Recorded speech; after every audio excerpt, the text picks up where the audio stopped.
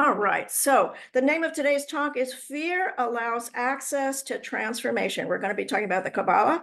The song was Fear Not by Christine DeMarco. We're going to be talking about how to conquer fear, a Kabbalist's advice. We'll be talking about the Kabbalah understanding of what fear is. We'll be talking about how to be finished with fear, about Kabbalah and mysticism, conquer your fears with divine awareness. We're going to be talking about scriptural references to confidence, because when you don't have any fear, then you're confident, and that's what we're all looking for. So we're going to learn how fear is God's gift to us, to teach us how to expand and to grow and to transform. How remembering that fear is an illusion and that we can change that to certainty. The certainty that God is in charge, that we are strong enough, brave enough, resilient enough to overcome our fears, and that overcoming is part of our journey. So it's incorrect that fear towards something in our world is uncontrollable. Man has nothing to do but transcend fear, put faith above reason. In the Essential Zohar, a book written by Rav Berg, he says, there is no idea in the Kabbalah that is more important than the true meaning of fear. We tend to think of fear as a negative emotion, the source of anxiety and discouragement.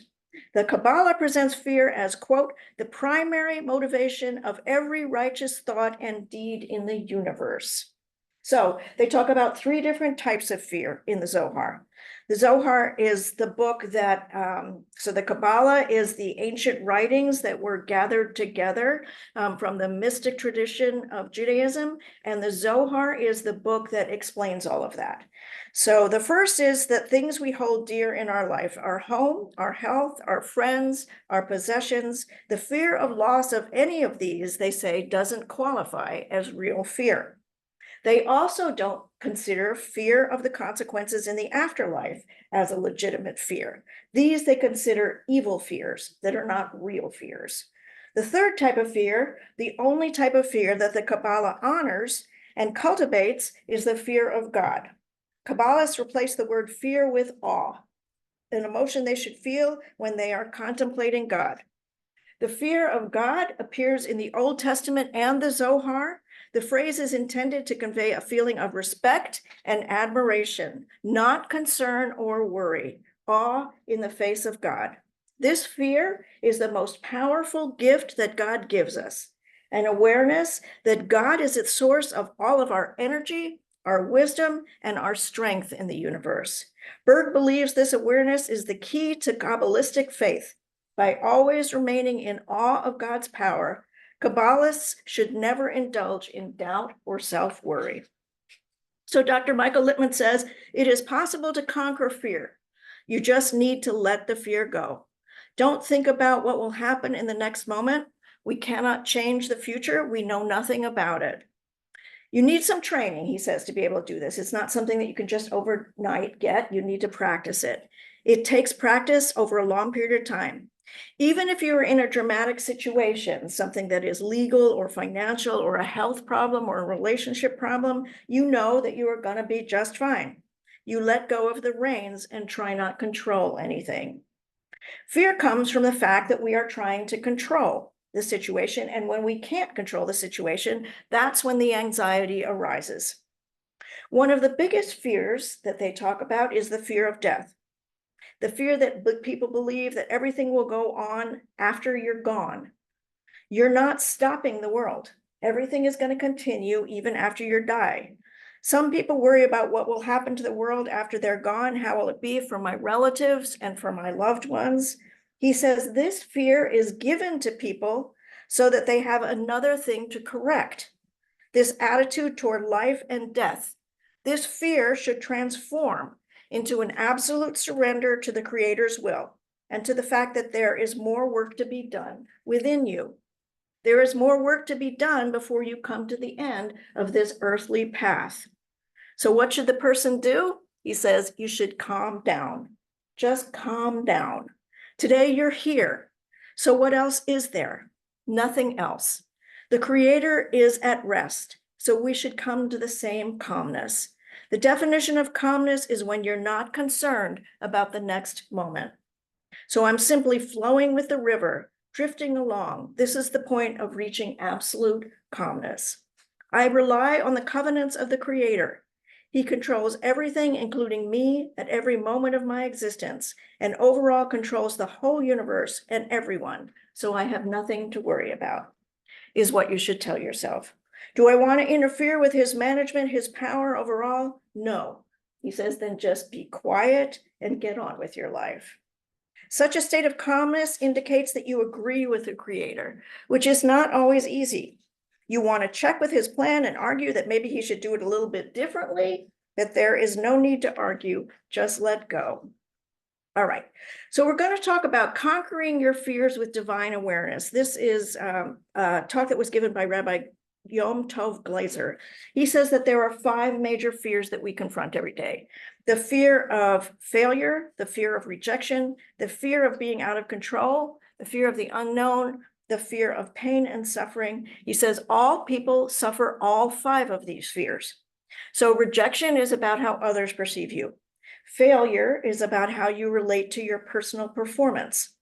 Control is about autonomy. He says some people have such an issue with control that they actually try to run away from God. He says eventually they come back, but this whole not wanting to give control to God is a very big issue for a lot of people. The control of the unknown, you've got to understand that you just can't know. People think they have it all figured out, but then they come to see it all unravel. These fears are what stop you. They paralyze you. Courage is the attribute that we all have. Only when we are afraid do we need to use it. People who are successful employ courage in their particular fear area. You use courage and you get a great victory on the other side of it. You break through using the God awareness. You don't just know in your head, you're walking around in this awareness. You realize that there's nothing but God. Before there was something, there was nothing. Judaism calls this nothing God. What are the things that we know about God? The absolute oneness and the pure intelligence, that he created the world out of the intelligence that he is. All intelligence is coming through in mathematical frequencies. The Zohar and the Kabbalah talk quite a bit about these mathematical frequencies hitting your eardrum. The cerebral cortex can deal with this information, but not even your conscious mind. It's too big for even your conscious mind. But the being that surrounds creation is pure intelligence, and we are in that intelligence. All that really is God. And when you walk around with that awareness, you see God in everyone and everything. God comes through crystal clear. So he tells this story about a mountain bike. He is famous for doing these incredibly difficult mountain bike trails that are very, very steep, that are very, very rocky, but he's got a really, really great bike. And he spent a lot of money on this bike so he could be smooth and he could have a safe ride and he could go over this rough terrain. And he says, because when I do this, everything disappears and it's all just God. He says, I feel like I am on a magic carpet ride. He said, I spend all this money because when I can let go and trust that the bike is going to be able to handle this trip, then I'm just flying with God. And I feel only the awareness of God. The bike disappears and I am left only with God, he says. When I walk with that awareness, 3 things happen. So the awareness that God is everything. The first thing is I am loved. The proof is that you're here. Think about what it takes to create you and keep you here. Keep your heart beating, your brain thinking thousands of intricately woven activities that go on in your body. God is doing all this for you. You are here by the grace of God. And for whatever reason, he says, God is crazy about us. It has nothing to do with your behavior. It is unconditional. God's love is way beyond any human being kind of love, the amount of love that he gives to us. If you want to connect to God, do what he wants and avoid what he doesn't want. But no matter what, you're going to get this unconditional love. Everything is coming your way, even the tough stuff, it's all from God. Love knocks off rejection and failure from your fear list. If you're walking in the knowledge that God loves you, it doesn't matter what anyone else thinks. Again, this is a level to strive for. It doesn't come right away, but you can practice getting to this level. Most people are not there yet. Knowing God is with you, supporting you, will love you even when you fail, makes the fear of failure go away. So 2 is the feeling of security. Who is running the show? More aware of that, the safer you feel, because nothing can happen to you that's not God's will. Live with the awareness you are safe and secure. Understand if anything goes wrong, it was meant to be. It's a level you have to reach for again. This deals with the fear of being out of control and the fear of the unknown, unknown to you and me, but the being that is outside space and time knows it all. The more you increase your God awareness, the less the unknown will bother you. So he talks about the analogy of going on a camping trip with his kids, and they're walking through the forest, and there's animals, and there's birds, and there's all these, things on the ground, and there's rocks, and there's trees. And the kids are just having a blast walking around. They're not the least bit afraid. Dad is looking around. Is there a snake? Is there a rock? Could they fall? But the kids are just having a blast. They're not worried at all because they're enjoying all the sights and sounds. They have no fear because Dad's here. And if you could try to think of your life like that, having no fear because God's here, understand that God is with you every single moment of every single day. The pain and suffering you can't control. God's in charge, and you just need to work on that. So number 3 benefit that you'll get if you're in the constant awareness of God's love is harmony.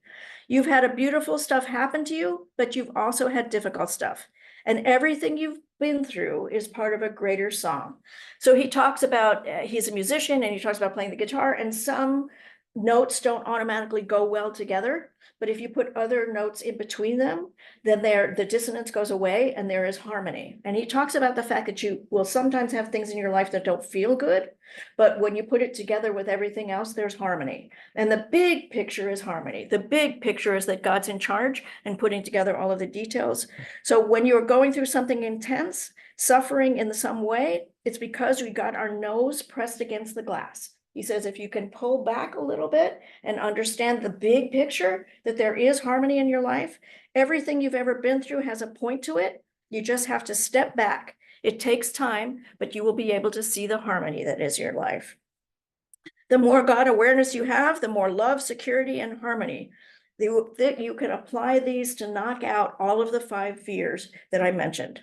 He says there's no leap of faith necessary. Before there was something, there was nothing, and that was God, the absolute one, the intelligence.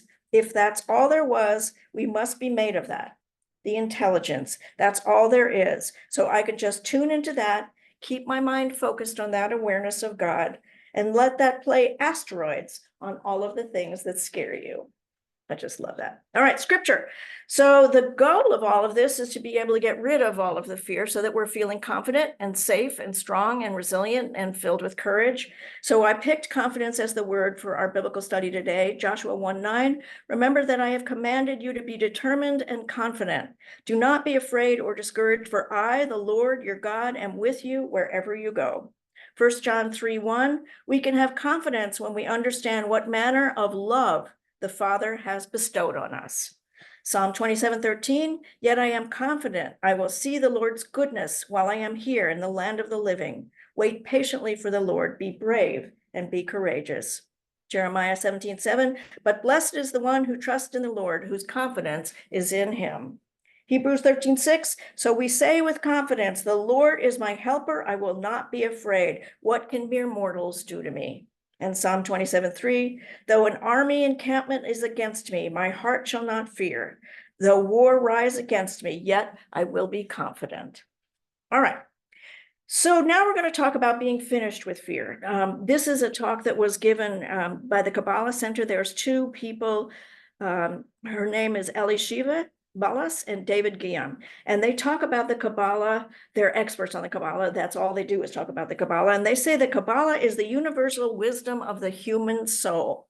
We came to this world to transform and correct any negativity that we had since the time of creation. Through the correction, we receive the ultimate fulfillment that we all desire. Every desire we have is meant to be fulfilled. We don't get that because we are not accessing the light of the Creator. Fear means that in a past life, there are mistakes that we made or missed opportunities where we should have transformed and we didn't. We indulged in reacting to negative circumstances instead of transforming to be more like the Creator. Every time we experience fear, we need to know that we are afraid because at that moment, you're being given the opportunity to transform something. These opportunities for growth will continue to come to us and increase in difficulty as you level up. The opportunities become increasingly challenging so that you can be challenged by them. If you want to create more miracles, tackle one fear every day. Make a list of all the things that you are afraid of, from the big to the small, and tackle those things, not all at once, but that's where the miracles are. The Kabbalah teaches that wherever you focus your energy, that's where you're going to see manifestation. Trying to decide which fear to work on first, you will know which one to transform. If you want to change it, if there's some part of you, some little voice in your head that says, I need to change that, that's the Creator's way of telling you that that's what you need to work on. If you just work on one fear at a time, he says, you will have immunity from all the other negative qualities, and you'll be fully transformed one fear at a time. Anything we are afraid of is our responsibility and our opportunity. We think that there is something outside triggering fear, but that is an illusion. We fail the test when we give any power to the outside, causing us to feel bad. Understand when something outside causes you fear, understand it is coming up as an opportunity to transform and connect with the light of the Creator, which is the fulfillment that we are looking for. It's all based on our soul. The universe sends you all these beautiful lessons. Quote, if my consciousness creates my reality, what am I doing with my consciousness right now? Am I envisioning a doomsday, or am I saying, what can I do to reveal the light right now? If I am afraid of something happening, I am actually bringing it to me. Transform your consciousness. Fix the fear, and then go through the steps you need to fix the problem. You're now invited the universal energies of the world, the light of the Creator, to help you solve your problem. Yes, you have to do the work. You have to face the issues, and you have to do the appropriate next steps when you have a problem. But first, transform your fear, which Kabbalah gives you all of the steps to transform. In Kabbalah, the opposite of fear is certainty. In this, you are attached to the process, not the outcome. That means I don't want to miss the opportunity of right now, always looking for the lessons that need to be learned. So a quick and easy tool, all fear comes from investing my time and energy in the future, as opposed to taking advantage and respecting the now. We have to make a decision to live our life just based on the now. Spiritually, we train ourselves to live life 1 hour at a time. We don't even think about tomorrow. So we don't ignore the planning, we set time. So they said, you say at the end of the day, I'm going to spend 20 to 30 minutes planning, like planning how am I going to pay this bill, planning when am I going to go to the doctor, planning how am I going to get this problem fixed. But you make the choice to spend those 20 to 30 minutes a day planning whatever it is that you need to worry about for your future. You don't let those thoughts come in and take over your day anytime they want to. When those thoughts come in, you say, I'm not going to think about that now. I'm going to stay in the now. And you learn how to be in the now. He said, you learn how to live your life 5 minutes at a time. So he's not saying you ignore the future. He's saying you take responsibility for planning it when you want to plan it. And you're very, very diligent about doing it only then. And the rest of the time, you don't let the intrusive thoughts come in. When the intrusive thoughts come and force you to think about the future, that's reactive. He says it's all about your intention. What am I going to do now to be the light? Inject certainty, be the strength, inject compassion. The opponent is screaming in your head, what about this or that? The opponent is not allowed to dictate your future. I decide throughout my day when I plan my future, and that transforms the fear. The big component about fear is lack of control. And the only thing you have control over is right now. And what you do right now. Stop worrying about the moments that are not here yet and do something with the moment that is right here, right now. The Kabbalah metaphor is that time is like a basket in front of you, and your role is to fill it with light. How do you do that? By sharing, being proactive, not indulging in fears, kindness, getting out of your comfort zone. Fill the basket in front of you with the light that makes your future better. Where are you investing your thoughts, energy, and action right now is the question you need to be constantly asking yourself. Every time something negative happens, I say, I have certainty this is for the good. That is a mantra. You don't know when or how. Kabbalists say you have to rise above the logic. You create a miracle, and that happens beyond the logic. When you know everything, or when you think you know everything, he says you are actually suffocating the miracles. Find out what works for you to change your frame of reference, whether it's a playlist of music that you listen to, whether it's going outside, whatever you need to do to get the energy shift going, but make sure you do that. Teach yourself how to connect with your creator. Hold on to your spiritual anchor. Tell yourself, God is my silent partner. If we can all be conscious of whether we are bringing light or darkness to any situation, there will be a dramatic change in the way we live our lives. So here's what I know. We talked last week about how fears become worse when you run from them. This week, we add the new insight that, in fact, fears are given to us as a way to remind us we need to transform and we need to grow. The Kabbalah teaches us that we carry with us all the lessons that we didn't learn forever until we learn the lessons. And the opportunities become increasingly difficult so that we continue to be challenged by them. It's like a video game where you go through battles and defeat enemies, and as you do, you gain new skills. You get new magic powers, and you rise to the next level. Kabbalah says, fear is the primary motivator of every righteous thought and deed in the universe. We change because we face our fears. We become more bold and courageous with each fear that we face. Every time fear tells us we can't face something and we face it successfully, we become empowered and we expand. Fear allows us access to transform. As we become braver and stronger and less afraid, we also become more loving and compassionate and kind. We are able to look at the people around us who are hurting and afraid and be powerful examples of overcoming. The Kabbalah teaches us it is our job to fill our basket with light instead of giving into the illusion of fear. We ask ourselves, what are we doing to be the light, to be the strength, to inject compassion? It is our responsibility what we put into our baskets, what we fill our time with, the thoughts of fear and anxiety, or the thoughts of strength and love. God is all there is. We have an expression, either God is everything or God is nothing. If God is truly all there is, then every moment we have should be filled with the awareness that God never leaves us or forsakes us, and that God is right there in the chair sitting next to us, that there is nothing we can't handle with God on our side. When you live in the divine awareness, your perspective changes. We were reminded that doing this takes practice, and we won't do it all the time, but if we can pay attention to our thoughts, we can bring ourselves back to the certainty that we need when we get off course. The Kabbalah teaches that the opposite of fear is certainty.